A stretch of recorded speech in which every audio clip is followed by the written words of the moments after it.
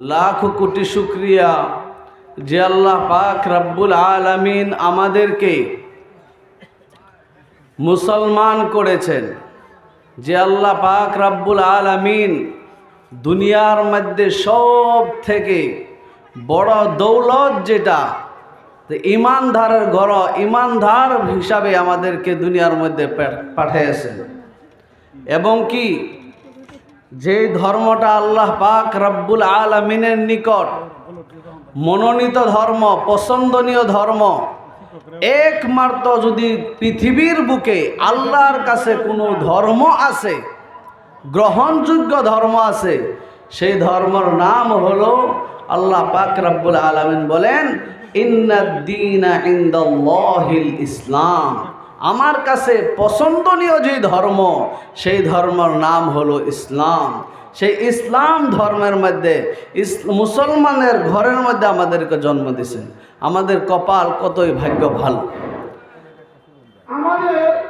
সবার পরিচালনার প্রক্রিয়া শত আপনারা যে লেগে আছেন অতি তাড়াতাড়ি বলতেছিলাম যে ধর্মটা আল্লাহর কাছে পছন্দনীয় সেই ধর্মের মধ্যে আমাদেরকে পয়দা করেছেন এই জন্য একবার শুকরিয়া আদায় করি আলহামদুলিল্লাহ যেহেতু আজকে মাদ্রাসার প্রাঙ্গণে জলসা হইতেছে এই মাদ্রাসার মধ্যে কি হয় মাদ্রাসার মধ্যে কোরআন শিক্ষা দেওয়া হয় কোন মাদ্রাসা এই মাদ্রাসা নয় বরংস আমি একটা কথা বলি পৃথিবীর জমিনের মধ্যে যতদিন পর্যন্ত এই মাদ্রাসা কায়েম থাকবে এই মাদ্রাসা না মাদ্রাসা দ্বীনি মাদ্রাসা কওমি মাদ্রাসা যতদিন পর্যন্ত কায়েম দায়েম থাকবে আকাশের তলে অতদিন পর্যন্ত ইসলাম জীবিত থাকবে জিন্দা থাকবে যেই দিন এই মাদ্রাসাগুলো থাকবে না পৃথিবীর জমিনে এরপর এই ইসলাম দুনিয়ার মধ্যে বাঁচায় রাখার কোনো কি নাই গেরা ক্ষমতা নাই গে একমাত্র ইসলামকে যদি ধৈর্য রাখার কোনো হাতিয়ার মানে ধৈর্য রাখবার কোনো যদি বস্তু সেই বস্তুর নাম হয়েছে মাদ্রাসা এই মাদ্রাসার মধ্যে কোরআন শিক্ষা দেওয়া হয় সংবিধান যেটা নাকি কোরআন এই মাদ্রাসার মধ্যে শিক্ষা দেওয়া হয় কেমন কোরআন শিক্ষা দেওয়া হয় এই ব্যাপারে আল্লাহ পাক রব্বুল আলামিন বলতেছেন আলিফ লাম মিম যালিকাল কিতাবু লা রাইবা ফি আমি আকাশ থেকে তোমাদের কল্যাণের জন্য মিনাজ-জুলুমাতি ইলান নূর মানুষদেরকে জাহান্নামের পথ থেকে জান্নাতের পথ দেখানোর জন্য জাহান্নামের রাস্তা থেকে জান্নাতের রাস্তা দেখানোর জন্য একটা সংবিধান একটা কোরআন আমি একটা রশি আমি দুনিয়ার মধ্যে পাঠিয়েছি এই কোরআনটাকে ওই রশিটাকে মজবুত হিসাবে ধরো কেমন কোরআন আল্লাহ বলেন যালিকাল কিতাবু লা রাইবা ফি এমন কোরআন আমি অবতীর্ণ করেছি যে কোরআনের ভিতরে কোনো ধরনের ভুল নাই কোনো ধরনের ভ্রান্তি নাই ভুলের অবকাশও নাই যদি কোনো ব্যক্তি এই কোরআনের একটা হরফকে অস্বীকার করে মিথ্যা মনে করে এই কোরআনের একটা আখরে অস্বীকার করতে দেরি সে কাফির হইতে দেরি হয় না নাউযুবিল্লাহি মিন যালিক এই কোরআন আল্লাহ পাক রব্বুল আলামিনের পাঠানোর আগে আরও কিছুগুলা কিতাব জমিনের মধ্যে আসমানি কিতাব হিসাবে পাঠাইছেন আমরা জানি তৌরাত জবুর ইনজিল এই তিনটা কিতাব অবতীর্ণ করছেন যা আল ফুরকান রুফিআতিত তাওরাত কোরআন অবতীর্ণ হয়ে গেল আল্লাহ পাক রব্বুল আলামিন তৌরাতকে উঠায় নিল মানে তৌরাতের যা হুকুম আহকাম আসিন সব উঠিয়া গেছে যা আল ফুরকান রুফিআতিজ জবুর যা আল ফুরকান রুফিআতিল ইনজিল কোরআন আসার পরে ইনজিল উঠে গেল তৌরাত উঠে গেল জবুরও উঠে গেল কিন্তু তার খুলাসা হিসাবে সব কিছু আল্লাহ পাক রব্বুল আলামিন এই কোরআনের ভিতরে দিয়ে দিয়েছেন কেন উঠে গেল কারণ এই তৌরাত জবুর ইনজিল এগুলা কিতাব মানুষেরা নিজে ব্যক্তিগত হিসাবে নিজে তাহরিফ করিয়া বরবাদ নিস্তেনাবুদ করিয়ে দিছে এই জন্য কারণ আল্লাহ পাক রাব্বুল আলামিন সেইগুলা কিতাব যখন নাজিল করছেন তখন কোনো গ্যারান্টি নিছেন না যে আমি হেফাজতের জিম্মাদারি আমি নিলাম। কিন্তু আল্লাহ পাক রাব্বুল আলামিন এই কোরআনের ব্যাপারে বলতেছেন যে কোরআনের ভিতরে কোনো ভুল নাই, কোনো ভ্রান্তি নাই। এই কোরআন আল্লাহ পাক রাব্বুল আলামিন বলেন ইন্না নাহনু নাজ্জালনা যিকরা, যে তৌরাত জবর ইনজিল এগুলা কিতাব যা আল্লাহ অবতীর্ণ করছেন কোনো জিম্মাদারি নেন নাই, কোনো বলছেন না যে এই কিতাব আমি অবতীর্ণ করেছি আর এই কিতাবের হেফাজতের জিম্মাদারি আমি নিলাম, এরকম কথা বলেন নাই। কিন্তু এই কোরআনের ব্যাপারে আল্লাহ পাক রাব্বুল আলামিন বলেন ইন্না নাহনু নাজ্জালনা যিকরা ওয়া ইন্না লাহু লাহাফিজুন। আমি আল্লাহ পাক রাব্বুল আলামিন ওই কোরআন অবতীর্ণ করেছি আর এই কোরআনের রক্ষণাবেক্ষণা হেফাজতের জিম্মেদারি কিয়ামত পর্যন্ত এই কোরআনের হেফাজতের জিম্মেদারি আমি আল্লাহ পাক রাব্বুল আলামিন নিয়ে নিলাম। কত বড় কথা! এই কোরআন অবতীর্ণ করছি কিন্তু কিয়ামত পর্যন্ত ওই কোরআনকে তাহরিফ করার, ওই কোরআনকে নিস্তেনাবুদ করার, ধ্বংস করার কোনো বাপের বেটার ক্ষমতা নাই। আল্লাহ কোরআনের মধ্যে চ্যালেঞ্জ করে দিয়েছেন। আমরা জানি বহুত লম্বা ঘটনা, ইংরেজের জমানায় লক্ষ লক্ষ কোরআনকে শহীদ করে পুরে জ্বলায়া সরকার করে দিছেন। কারণ কোরআনকে তাহারা বলছে মিঠাই দিবে, কিন্তু মিঠাই দেওয়ার চেষ্টা করার পরেও কিন্তু দেখলো কোরআন তো মিঠাইছি, কিন্তু ছোট্ট ছোট্ট বাচ্চারা 7 বছর 8 বছর 12 বছর 13 বছরের বাচ্চারা পুরা 30 পারা কোরআন তাদের সিনার ভিতরে জমায় রাখছে।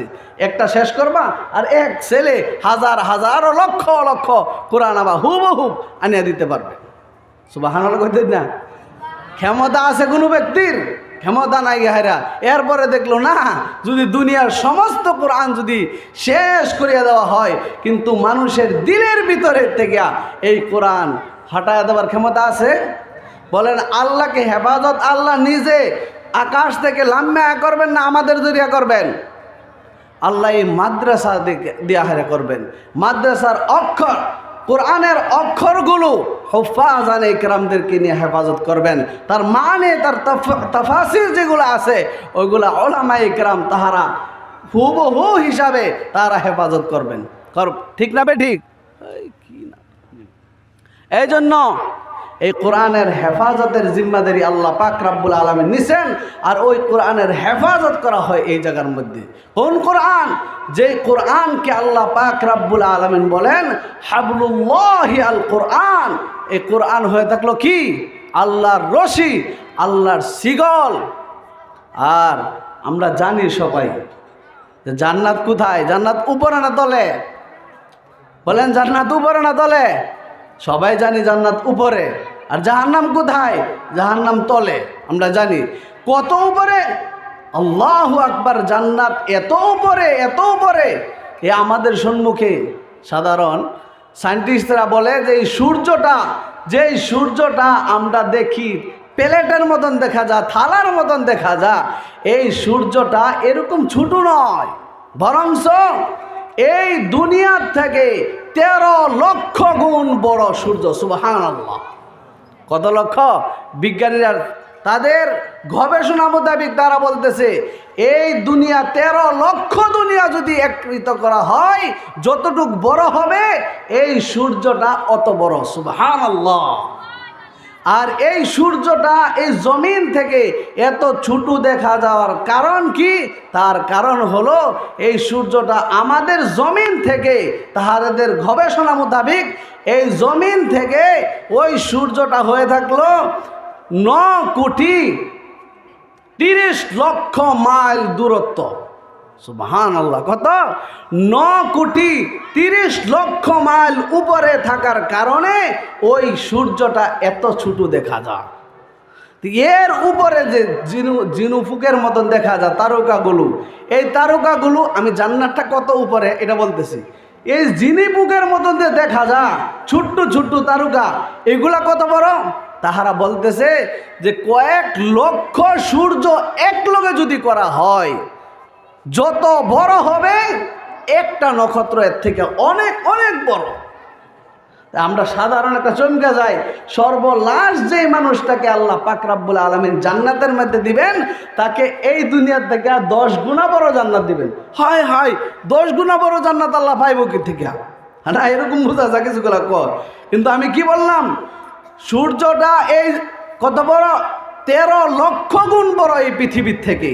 এর থেকে তারকাগুলো সূর্যর থেকে কয়েক লক্ষ গুণ বড়। আচ্ছা, এত ছোট দেখা যায় তার কারণ কি? এত ছোট দেখা যায় তার কারণ এই সূর্য থেকে, এই জমিন থেকে কত উপরে তাহারা বাহির করে পারছে না, বরংস সব থেকে নিচের যেই তারকাটা, সব থেকে কাছের যেই তারকাটা, যেই তারকাটার নাম হলো প্রক্সিমা সেন্ট্রাই, এই তারকাটা গবেষণা করিয়া বাহির করছে এই জমিন থেকে 25 কোটি লক্ষ মাইল, 25 লক্ষ কোটি মাইল। কত? 25 লক্ষ কোটি মাইল। কিন্তু এই জমিন থেকে এত উপরে, সব থেকে ছোট, সব থেকে তলের যে তারকাটা, এইটা যদি এত উপরে হয়, এর উপরে কতটুক এহারা পাইছে না। কিন্তু সব থেকে উপরের তারকাটা থেকে পাওয়ার পরে, এরপরে প্রথম আকাশ, সৌরজগৎ পার হয়ে, প্রথম আকাশের তালা পার হয়ে এরপরে প্রথম আকাশ পাওয়া যাবে।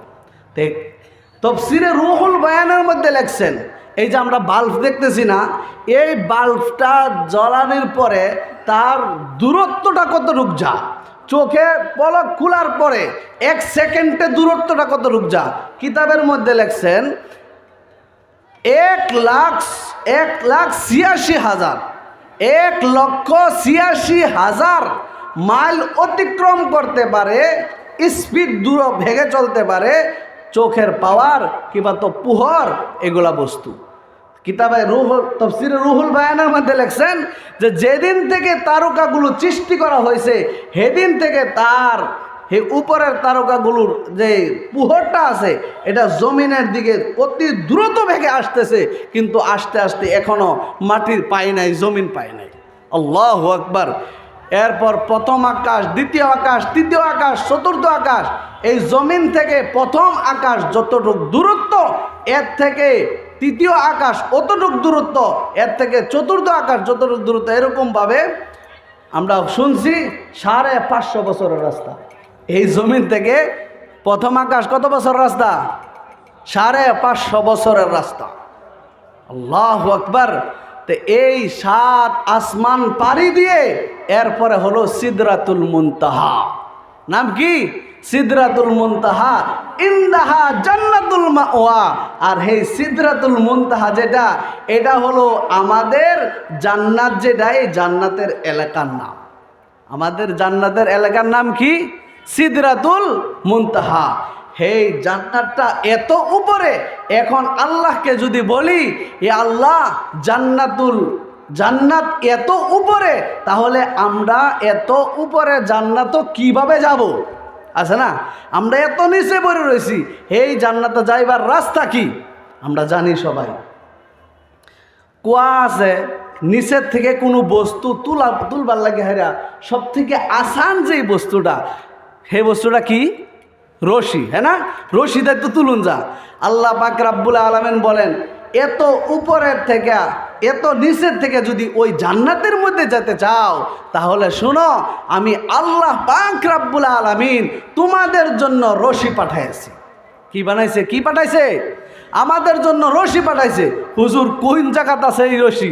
আল্লাহ পাক রব্বুল আলামিন বলেন, ওয়াতাসিমু বিহাবলিল্লাহি জামিআন ওয়ালা তাফাররাকু। আল্লাহ পাক রব্বুল আলামিন বলেন, আমি আকাশ থেকে তোমাদের জন্য জান্নাতের রাস্তা দেখানোর জন্য, জান্নাতে নেওয়ার জন্য আমি আল্লাহ পাক রব্বুল আলামিন একটা রশি পাঠাইছি। কি বানাইছি? রশি। হাবলুল্লাহি আল কোরআন। আল্লাহর রশির নাম হলো কোরআন। আল্লাহর রশির নাম কি? আল্লাহর রশির নাম হলো কোরআন। এখন আমরা বুঝি, কুয়ার থেকে যদি মানুষকে উঠাইতে চাই, তাহলে 3-4টা বস্তু জরুরত। একটা হলো যেই রশি দিয়ে হাইরা আপনি উঠাবেন, এই রশি যদি ছিঁড়া আর কম দামি আর হস্তা হয়, পাটের দড়ি হয়, তাহলে কাম চলবো? বলেন চলবো কি? একটা ওই চলতো না। দ্বিতীয়তে কথা হয়েছে, এটা যদি ফাটাইলে কি তলে ফাটানির পরেই কি মানুষ উড়ুন যাইব নাকি? না আমার দরুল লাগবো? বলেন দরুল লাগবো না এমনি উঠবো? দরুল লাগবো। যদি 1 আঙ্গুলে ধরি হইব, 2 আঙ্গুলে ধরলে হইব কি? 5 আঙ্গুলে মজবুত হিসাবে দরুল লাগবে। আল্লাহ ধরবার কথা ইউজ করছে আখা যায় আখুজু, তার মানে হয়েছে ধরা। আর ইতিসাম শব্দের অর্থ হয়েছে কি হায়রা মজবুত করে টাকরায়া আযুবিন নওয়াজিজ, মজবুত করে ধরো, টাকরায়া ধরো। আমি আল্লাহ যেই রশি পাঠাইছি, ওই রশি, আল্লাহর রশি কি কমজোর? পাটার রশি না, আল্লাহ বহুত মজবুত রশি পাঠাইছে। কিন্তু আল্লাহ বলেন ওই রশিদার মজবুত করে ধরো, মজবুত করে ধরো। যদি ওই রশিকে মজবুত করে ধরতে পারো, ওয়ালা তাফাররাকু, কোনো বিভ্রান্ত যদি না ছড়াও, তাহলে তোমরা সাক্ষী থাকো ওই কোরআন তোমাদেরকে জান্নাতের মধ্যে রাখে আসবে। সুবহানাল্লাহ। রাখবে জান্নাতের মধ্যে রেখে আসবে। তাহলে হুজুর ওই কোরআনকে কি হিসাবে ধরাম? আমাদের সকলের বাড়ির মধ্যে কোরআন আছে, আজকে গায়েরা পাঞ্জাদা ধরবাম নাকি? কি বলেন? পাঞ্জাদা ধরবাম নাকি? ধরলে হবে না।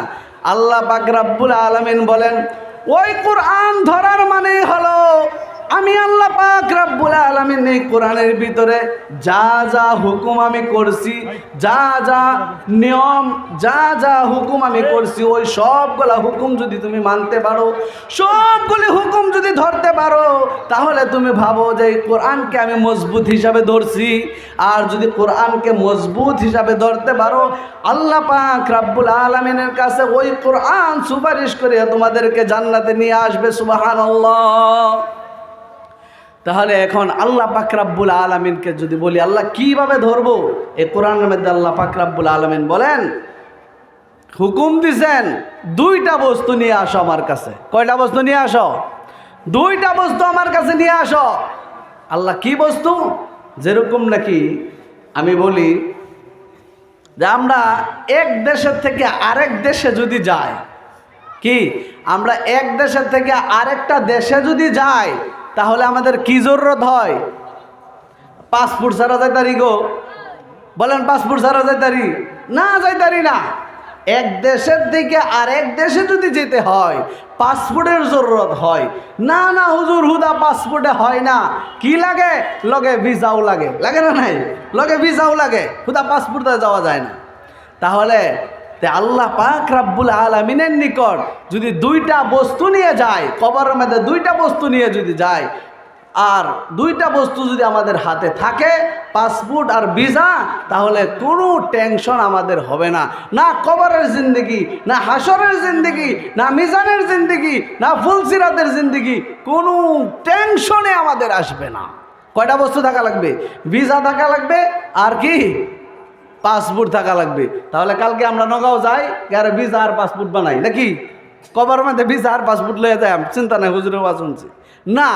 2টা বস্তু কি? ভিসা আর পাসপোর্ট। আমি বলি আল্লাহ পাক রব্বুল আলামিন বলেন ইন্নাল্লাযীনা আমানু ওয়া আমিলুস সালিহাতি কানাত লাহুম জান্নাতুল ফিরদাউসি নুজুলা।